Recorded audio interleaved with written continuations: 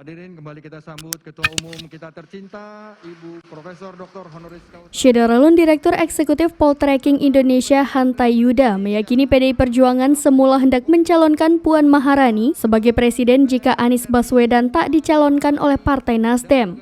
Namun, begitu Nasdem mengumumkan pencalonan Anies pada pemilu presiden atau pilpres mendatang, PDIP melakukan perhitungan ulang. Menurut Hanta, PDIP sedianya lebih ingin mengajukan sang putri mahkota Puan Maharani sebagai capres. Namun, Partai Banteng sadar bahwa elektabilitas anak bungsu Megawati Soekarno Putri itu kurang menjanjikan. Oleh karenanya, melihat pergerakan lawan politik khususnya Nasdem yang mencalonkan Anies, PDIP kini mempertimbangkan nama Ganjar Pranowo. Dibandingkan dengan Puan, Ganjar memiliki modal elektabilitas yang jauh lebih besar.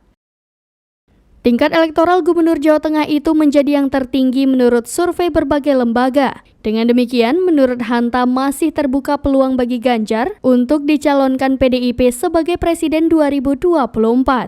Namun, lanjut Hanta, sosok capres bukanlah satu-satunya faktor penentu kemenangan. Lantaran Pilpres 2024 tanpa incumbent, perihal calon wakil presiden atau cawapres juga menjadi variabel yang amat menentukan. Oleh karenanya, Hanta menyebut mulai sekarang partai politik sudah harus menimbang nama cawapres untuk menentukan strategi pemenangan. Diketahui, sejumlah tokoh mulai mendeklarasikan kesiapannya maju sebagai calon presiden 2024.